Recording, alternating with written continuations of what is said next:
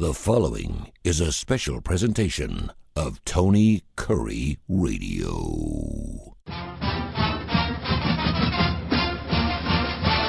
The UAB Director's Chair could not be done without the director and without a chair. We have two of them. I'm Tony Kurre, and he's Mark Ingram. He is the UAB Athletic Director. Go Blazers. Mark, how you doing, brother? Great. Let me ask you this. You know, when your kid turns 18, you're like, how does it feel to be 18, even though it's like a 1 hour removed from being 17? What's it feel like to be the athletic director for a school now in the AAC? Yeah, it's fun, man. I told everybody last week, they're like, hey, what's going to happen on July 1st? I was like, it's like Y2K. You know, we're watching our digital clocks. We're making sure that our phones still work, and it does. Fortunately, good news, crisis averted. The digital clocks, the microwave, the VCR, it's all still set. No worries there. But it was a fun time, and I called Judy McLeod, the commissioner of Conference USA, and left her a message telling her how much we've enjoyed our relationship, and did the same with Mike Oresco about joining the American. And it just was kind of this energy around our department anyway, that we're taking a new step in sort of the evolution of our program, and stepping forward and really starting to be the program I think everybody, all of us fans knew we could be. So it's just really exciting. Well, and let's dive into this a little bit. Outside changing the letterhead, you're not changing offices. I know you're changing conferences. You're changing teams you play weekly, and I know there's probably a lot of work that's entailed in that. But what else changes as far as in going from one conference to another? Well, you say that about the letterhead, yeah. And there's kind of a lot of stuff like that, actually, that internally we've got to, it's the logo on the basketball court, right? Mm-hmm. That's got to be handled. We've got a logo on the football field. Now, that's something we paint on every game, so that's not hard. But there's a lot of things like that we've got to go around, and, over time, you walk past it every day and you forgot you even look at it, and you look up and you go, huh. Look at that. Don't mean to interrupt. Is this a possibility for some rebranding for UAB? Are you changing any of your logos? No. We're not okay. Yet. I mean, we are always kind of talking about that. You want to make sure that your marks are fresh and that people like them, and you kind of judge that based on sales. For us, our best sales outlet, retail outlet, is the bookstore here on campus. And so we can talk to the manager over there like, hey, does this logo sell, or does that one sell, or which is better? And yeah, our dragon logo sells really well. The kind of italicized UAB with the flames inside, it sells really well. And anyway, we're constantly talking about that, though. Should we do anything to refresh the brand? But yeah, I'm talking about just places where the Conference USA logo was up on a wall, painted on something that you just see it all the time, and you forget it's there. And so we've been looking at that for 2 years. So we're evolving there, and just continue to get ready for this fall. And I know it's crazy, but this Game of Thrones thing has been it's had some legs now for quite some time. People love dragons. I mean, I could see, and I'm speaking from a Xavier University standpoint. People love the X. I mean, I ran into a guy the other day who was wearing a Xavier hat, and I said, "Oh, you're a Xavier fan?" He didn't even know what I was talking about. He just liked it because it had an X on it with a musket. It's like, it's a musketeer you have on your hat there, cool dude. Yeah. But dragons are hot, man. So I mean, you might as well strike where the dragon's hot. Get after it. No pun intended. Dragons are hot. We be dragons, brother. We be dragons. We be dragons. He's Mark Ingram, the UAB Athletic Director. It's called the UAB Director's Chair. You can hear at least 5 days a week in the TKR app and wherever you get your podcast. And our podcasts are doing fine. Thank you very much. And, of course, a lot of that has to do with a lot of the great emails we get. info@TonyKurreRadio.net, info@TonyKurreRadio.net. We'll start something next week. I'm just going to go ahead and put it out there. We'll give you a chance to win some stuff next week right here on Tony Kurre Radio through UAB. So keep that in mind. You mentioned this last week. Jameson goes to the Suns for the Summer League. Walker, congratulations to Jelly. He's going to the Dallas Mavericks on a 1-year deal, and that always looks good. From a university standpoint, from an athletic standpoint, and I know you're like a papa, you're proud. What will anything be shown on campus at basketball games on the court for these guys, for previous players? I know I know you hang jerseys and banners and stuff, and I'm not saying that you should retire these jerseys, but any recognition there? Yeah, well, we have places in our basketball facility that show former players who played professionally, and then we have for Jordan Walker, we have banners in the practice facility that show players of the year, and so he was player of the year. Not this past season, but the season before, he was the Conference USA Player of the Year. So we've had that banner up for quite some time.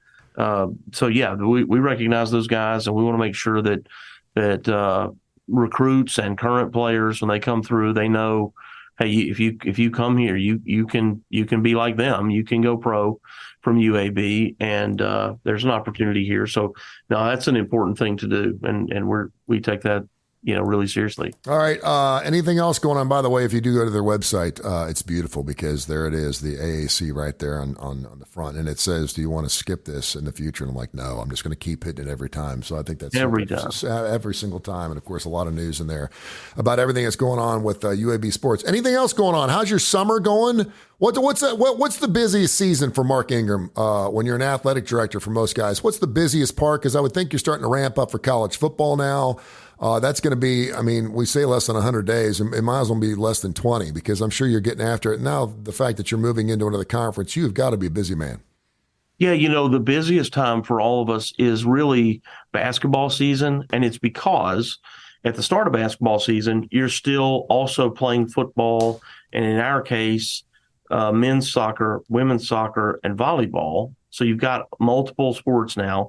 And then when those end in the fall, basketball flips over to the spring, and then you overlap with tennis, golf, baseball, softball. Yeah. You've got all the track, you've got all these other sports. And now track is interesting because they've got cross country in the fall, but we only host one meet usually. But then indoor season happens, and we'll have like one meet. And then we have in the past hosted the Conference USA Championship here at the Birmingham Crossplex. But it's when these sports overlap that it gets really crazy. And I would say that window in the spring when we're still playing the basketballs and the baseballs and softball starts because they have so many competitions, it gets really wacky. This is the only time of the year that anybody can really take a vacation. Yeah. So we had camps going until about the 21st of June.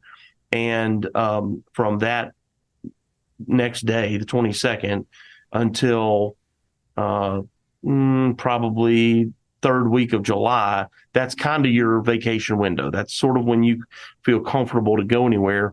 But otherwise, if you're not on vacation, you're doing planning and getting prepped for, as you said, at the fall season. And we have both soccer teams and volleyball. They start playing in August, not practicing, playing in August. So, it's not far away. I want you to clarify something here and bring some normalcy and some sanity to college sports. And I don't know if you saw this, but University of Arizona president came out, what was it, yesterday, and basically said that college sports, his name is, I'm trying to find it here, Robert Robbins. I couldn't remember it. He came out and said that the college sports is in the ICU, is what he said. Yeah. He said with the NIL deal and the Supreme Court getting involved, and of course the SEC's up in Washington meeting with congressmen talking about the transfer portals and the fact that people are getting played. You and I discussed student athletes. He's saying that college sports is in the ICU. I don't know what that really means. College sports is never going away, so as long as it's still alive, I think it works. But he said it's broken. Is it broken right now, or are these are growing pains, right? Yeah, I don't think anybody wants to press the panic button because, if you do that, then that's what happens. People panic and you don't know what happens to your support. If you're basically saying, hey, we think we're going to have to shut the doors in 5 years, why would somebody support you? So you're not trying to be too much of an alarmist. And yet you also want to share with people, hey, these decisions we're making, particularly around NIL and these collectives and what could be employment issues, or if student athletes became employees, or if you had to start to revenue share with your teams. I mean, if we have to start revenue sharing, which was it was proposed in California, did not pass, and will likely come back up in a year when it can, based on their legislative cycle.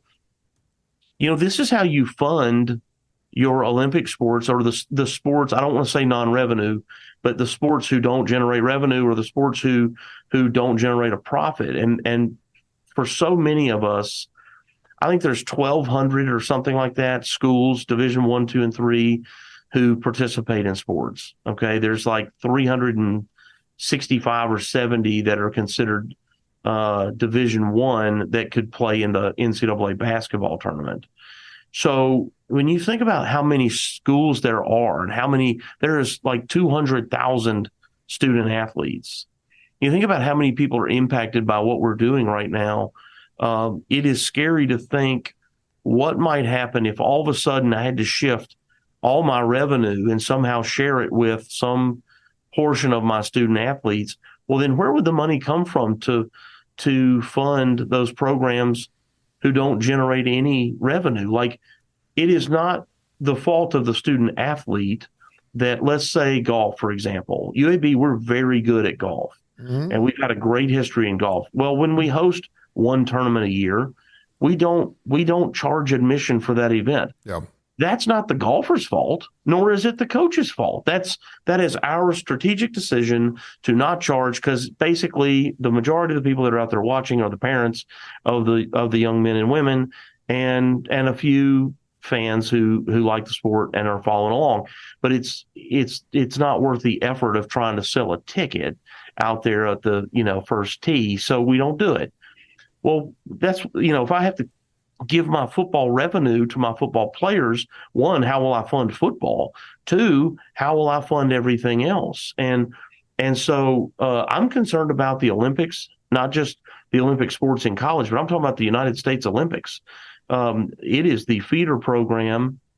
College athletics is the feeder program for the Olympics. I mean, how good would Olympic swimming be without, Auburn, Tennessee, Stanford, Michigan, and so many others, these kind of high profile, the sort of the top swimming programs, not to leave anybody out because there's obviously plenty of others. But, you see my point is, our track program in the Olympics, those young people, you go back and you say, well, where are they from? Well, they are from this town and grew up here, and then they went to college at University of blank and were so good.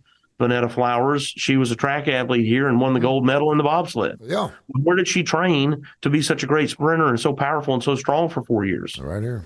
UAB. Yep. So you see what the point is, what does that have? And I'm proud of the Olympics. I love watching how dominant the United States is, particularly in the summer. That's fun for me. I take pride in that. I think our country does and should take pride in that. And so I worry about that when there's so many other implications down the line, because I don't know how you would fund these other teams if you had to, remove your revenue and then give it directly to the athlete. Mark, something else we take pride in around here is our country, and we just celebrated our 247th birthday a couple days ago. We're recording the show here on July 6th, and of course that would be our Independence Day. And of course, one of the things we take pride in is our national anthem. Some people may actually say it's their favorite song. I love it when a little girl who's like 4 or 5 years old is asked, what's your favorite song? You're waiting for Lady Gaga or something for Taylor Swift, and she says the national anthem. If that don't bring it to you, right? So you came up with the idea of our 4 favorite renditions of the national anthem, the Star Spangled Banner, for our list this week. Yeah. And I know you always have honorable mentions, so I'll allow you to do those first. You are my honorable mention kind of guy. We have no time limits here. Yeah, you asked if we could omit Whitney Houston. I said no, because she was top of my list. Yeah, and I said Jimi Hendrix too, because I mean I don't also know. On my list. Yeah. Okay. Well, there's your 2. I took Jimmy only because. You got to put it on there. I mean, it's the most well-known national anthem outside Francis Scott Key writing the stupid thing. I mean, it's the best. It's the best rendition of that song. Period. I mean, Woodstock, 1969 plays the national anthem, and it was incredible. And Joe Satriani, who has done the same thing, his version, but on the guitar many times. Joe Satriani's played the national anthem many times at games, mainly baseball games, like the Oakland A's games, and kind of in that part of the country where he lives. He's done that many, many times. Yeah. All right. So give me some of your honorable mentions, and then we'll get into them, because I've got one I know is going to blow your socks off, and I can't wait to hear your response. Go ahead. Yeah. Okay. So a few that were really good. That I don't want to say that I was surprised. That's not true. But Cher had a great one at a Super Bowl. Carrie Underwood, great singer at the Super Bowl. Faith Hill, about 20 years ago, a killer one. And then, but two of my favorites that are in my honorable mention category are Aretha Franklin. Oh, yeah. What a beautiful voice she had. Oh, yeah. And Luther Vandross. Luther Vandross sang the Super Bowl, and it was how can I put that? It was like it was flawless the way he sang it, and it just was. There was nothing extra about it, right? It was just not flat in terms of, in the musical sense, but it was like it was a perfect rendition. There was he didn't personalize it to himself. He didn't try to like over glamorize any of the notes. He just went flat out there and just did it. And anyways, really smooth, and great voice that he has too. But those were some of my honorable mentions. Do you like artists that come in and sing it to a T and just put their little bit of a spin on it, or do you like some artists that actually change it up quite a bit? No, I don't like that. You don't like that? You're a traditional kind of guy, standard conservative. Yeah, I mean, I just think that a veteran told me one time regarding the flag. Yeah, he said the American flag was not intended to be waved. Yeah, the American flag was intended to be hung on a flagpole, and they wave in the breeze, but to not pick it up and swing it around. Yeah. And I don't know if that's something that the military teaches, or flag etiquette that is taught in the military, or maybe he just made it up. I don't know. But it's sort of in that vein. It's from that sort of place that, to me, I just think that, like when Fergie did what she did, I know she was just trying to be artistic, and I know she was trying to be different, and it just came out bad. But what a terrible thing, right? Roseanne Barr sings the national anthem. First of all, why would you ask Roseanne Barr, who isn't a singer, and then criticize her for having a horrible version, right? Yeah. But Fergie is a wonderful singer who just tried something. It just didn't go. Yeah.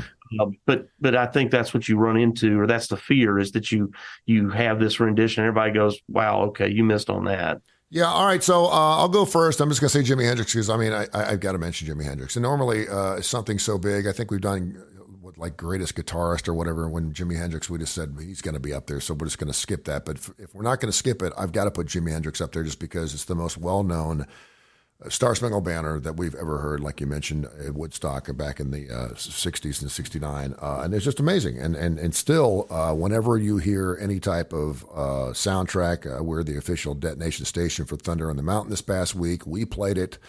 You got to play it. If you don't play it, people get angry with you. It's just that good. So I'm going to go with Jimi Hendrix, and then we can move on. What you got? Well, and I won't, I guess I'll say Whitney again, 1991 Super Bowl. I went back and watched that because I just remembered that it was so great. Mm-hmm. But I was like, why was it, and it's because her voice is so powerful, was so powerful. But it was like effortless. She just, it's like she could have sang to that entire stadium without a microphone, it was so good. Well, the timing was important there too, right? Yes. I mean, it was right after 9/11 and no, this was 91. I'm sorry. 91. Oh, gotcha. Sorry. I've got my dates totally messed up. And when you time up, I love when they time up the national anthem. They always try to do this, and sometimes, obviously they do a better job than others. But when the flyover comes in, screaming across the stadium, right, on that last note, man, if you don't have chills running down your spine when that happens, it's like, holy cow, take your breath away when those planes fly over. And so really, really great. You mentioned Hendrix. Okay, so I tell you somebody who, again, I don't want to say she surprised me because of how good she was, but because of the fact that she is artistically so unique, I guess is the way I'll phrase it. I thought Lady Gaga did the Super Bowl in 2016, and I thought it was awesome. Yeah, I did too. and she put a little energy into it and kind of played to the crowd a little bit, which again, some people say you should not do, but boy, it was good. I mean, she's a great singer. And anyway, I think because she's, she wears the wild outfits, kind of like Cher, she wears wild outfits and stuff at her concerts, and she's sort of known for edgy sort of across the line, type stuff. Did I step over the line with how, forward or how edgy she is? But then she did the national anthem, and she was wearing this red suit, and her hair wasn't all crazy and her makeup wasn't all, she wasn't wearing a wild hat or anything. And she just came out there, and I just thought respectfully did it right and was. And no, she's Madonna for me. She's Madonna times 100. Because Madonna doesn't know when to shut it down. Right now, she's really sick. A lot of people think she's on her deathbed, but Lady Gaga also did A Star Is Born. She's a hell of an actress. And when she did the whole thing with Tony Bennett, that put me over the top. I'm like, you know what? Yeah, it's cool, right? I mean, when you're a great singer, you're a great singer, period. I mean, I wasn't into the big hats. She did put it out there quite a bit early in her career, but who doesn't? Who doesn't? I mean, who doesn't? She's got the body. She did her thing. So she's an artist, and she's, trying to make a living. She's fantastic. Speaking of Super Bowls, I'm going to give you a little trivia question. There's only two people who have sang the national anthem at the Super Bowl twice. Do you know who it is? Oh, golly. Was Luther one of them? No, Aaron Neville was one. And he did it. And did he do it with Aretha? I think he did actually do it with Aretha. And maybe she did it by herself. I think you're right. But there's only two, so that would account for two for Aretha. So she either did it by herself or she did it with Aaron. That was it. The other one was one of my best Super Bowls, only because I couldn't wait to hear it. But Billy Joel. And Billy Joel's did it in 2017, did it back in 2007. And I'm thinking to myself, what is this going to sound? Because Billy Joel's got a great voice. I love him. Yeah. But I don't think, when I think about national anthems or Star Spangled Banners, I don't think of Billy Joel singing that. And by the way, it is one of the most difficult songs to sing, period. It is. It's got 3 different octave changes in it. It's very, very difficult. But I'm going to go with Billy Joel. And I thought he just absolutely killed it. I just thought he's such a blue collar, every guy's kind of singer. He sings songs about, mining down in Pennsylvania. He sings about New York and just, I mean, he's just so American to me. And it just seems like it was such a perfect fit for Billy Joel to sing the national anthem, not once, but twice. Yeah, that's awesome. I didn't realize that. I'm a huge fan of his too. We don't talk about him or, because of, we kind of lean towards more classic rock stuff. Yeah. But boy, fantastic. That's a great one. Okay, so my last one is who just did it. 2023, Chris Stapleton. I thought was awesome. And I don't want to say I'm not a country fan. I don't generally just turn on country music and listen to country music. I have certain songs or certain artists that I like, and I can listen to them. But I can't just turn on the radio and listen to whatever comes on the way that I could with rock music. But I've seen Chris Stapleton. How about this? Chris Stapleton opened for Guns N' Roses in Nashville. No, Carrie Underwood is opening up for Guns N' Roses right now. Isn't that hilarious? I mean, I don't know how it works, but they're both fans of each other, and I can't imagine going to a Guns N' Roses concert and listening to Carrie. And I know she can rock a little bit, but I mean, Chris Stapleton maybe. Let me tell you something. The Rock the South is coming up. And I've never been, and he's the headliner. And there's a song called "Fire Away" that he did. Okay. That they played the first 30 seconds of it in the 30-second TV commercial. I had never heard the song, and I heard him hold a note out, and I was like, wow, that is really amazing. And I was like, who is that? And I looked at the TV, and I saw it was Chris Stapleton, and I went and downloaded the song after I heard 30 seconds of it. I thought that song, the video is really kind of funky. It deals with suicide, and it's kind of scary. But, man, that guy can sing. That guy's unbelievable. I mean, really soulful. Was it kind of like what you're saying about Billy Joel? He's America.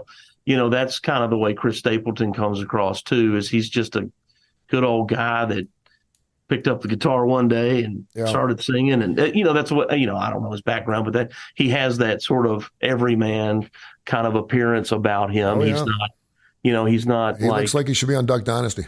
Some of these guys look like they could be GQ models, right? They're running around stage and they're, all handsome and fit and whatever. Kenny Chesney. I mean, he's just a dude that he just gets up there and gets after it. But anyway, I thought his version this past spring, I was just really excited by the job he did this past Super Bowl. Somehow, and this is the UAB Director's Chair. He is the UAB Athletic Director, Mark Ingram. We'll have some special stuff going on next week when you listen to the show. So make sure you tune in here. Of course, you can hear it on the TKR app and wherever you get your favorite podcasts. Our most listened to show here on Tony Kurre Radio, and because we're right around the corner from the UAB campus. Super excited and wonderful to have Mark on every single week. Somehow I've got 3 left. I don't know how. I just kept talking. Go ahead. Yeah, no, that's okay. So do you know who Gary Hoey is? Oh, sure. Gary Hoey did a rendition of Hocus Pocus from Focus back in 1970, I think it was. And he actually took that song. That song did not rank any higher than 181st outside the Netherlands, which is where Focus was from. He took that same song and took it to number 5 in the Billboard Top 100 charts back in, I think it was the early 70s. And I got a chance to bring him up to the studio, and we became friends. And anytime he was remotely near Birmingham, whether it was Atlanta, Nashville, whatever, he would make a trip into the studio and he would hang out with us when I was doing classic rock and then again when I was doing jocks, and he'd bring his guitar with him and he could play the Star Spangled Banner. Now, he has not done a Super Bowl, but he has played hundreds, if not thousands of ball games. I think he played the San Francisco Giants home opener this year. I mean, the guy's just, and he just plays a beautiful rendition of the Star Spangled Banner. I'm going to go with Gary Hoey. I got one for you. Okay. Kiss Alive 3. What? Yes, 1975, the follow-up to the Kiss Alive 1975. Go pull up Kiss Alive 3. Yeah, that's what I'm talking about. And pull up their Star Spangled Banner. I listened to it because I knew we were going to do the show, and I started going through some of my record albums, and I found Kiss Alive 3. I think a lot of people didn't realize they had Kiss Alive 3. But Kiss, they're going to sell everything they can, right? But they did a rendition of the Star Spangled Banner on Kiss Alive 3, and it is outrageous, and it is fantastic. And there is no other band out there that teaches you what America's all about. It is the land of opportunity, is the land of the free, and Kiss has proven that with, the hell, they got Kiss coffins. You can buy a Kiss car, for gosh sakes, and they're still touring. I'm going to go Kiss Alive 3, 1975, That's of course, awesome. The follow-up. Yeah, you need to check it out. It's unbelievable. Check that out, yeah. And finally, August 31st, 2023, UAB taking on NCA&T. Tony Kurre singing the national anthem at Protective Live Stadium. That's a 7 o'clock kickoff, kids, so make sure you get down there early. And I was going to tell you, you need to hire some extra police enforcement because there is going to be a heck of a crowd down there just to see me sing. Now, are you going to have that lizard on a leash? Well, you know what? I was going to go with the tegu, and you told me I couldn't do it despite the fact that it doesn't spit anything and it's purely safe. 10-foot long lizard. I'm the one that's going to be taking the liability. I'll sign whatever you want. All I got to do is run around. You want to do that crazy motorcycle thing, which is super cool. I get that. You know what'd be cool is if I'm driving the motorcycle with the tegu on my shoulder. You don't think people go, and then you throw in the whole third down thing with truck works and you got the Godzilla shooting fire out of his mouth. I just want to add one more thing. I want you in like an Evel Knievel outfit, and you jump over some cars you sprint out of the on the motorcycle. You sprint out of the tunnel. The team's behind you, and you've got flames coming off your back, and you jump over, and the lizard's on your shoulder. Yes. You don't think that'd make ESPN top 10? I think I got some Evel Knievel grippies, some underwear when I was like 6 or 7 years old. I could probably wear out there. Yeah, we all did. This would be like the movie Semi-Pro when the bear gets loose at the game. Yeah, that lizard's going to start running around the stadium, and everybody's going to scatter and run for their own lives. Is it going to be like Cocaine Bear? It'll be a cocaine lizard. That thing will just be going crazy through the crowd. Yeah, come on, man. No, it doesn't have to be the NCA&T game, which, by the way, again, 7 o'clock kickoff coming up August 31st. I don't expect to get the first spot because I realize that you're probably going to have a flyover. You're probably going to have, because it'll be the first game in the AAC, you're probably going to have someone famous. If you need me to call Taylor Hicks for you, by the way, we're on happy to do that. Okay. He owes me something because I've actually gotten him a couple of gigs at Talladega Super Speedway to sing the national anthem, and I got him another gig in Louisville, Kentucky. So if you want him to sing, and I'm being serious here, let me know. I'll be more than happy to get him. He'd be more than happy. He'd probably do an acoustic thing for you. But yeah, you got what? How many home games? 6 or 7 home games. You can pick which one you want me to sing at. I probably need a little more time, and I do need to put together a tape for you because I told you I'd sing it first for you so you could see what it's going to sound like because I don't want to scare you because I know I scare some people. But that will be probably one of my top 4, top 5 national anthems all the time. Okay, you're putting it out there now. Yeah. I'm gonna push it. Listen, I've got means. I know people with the UAB organization outside yourself, of course. I will make it onto the field and I will sing a bar of the national anthem. You can either let me do it or I can just do it on my own. So we'll talk about that later. Hey, great show. UABsports.com. UABsports.com. He is the athletic director. As always, very grateful to have you on every single week. Keep doing your thing. I love you, man. Same here, man. Have a great week. This has been a special presentation of Tony Kurre Radio.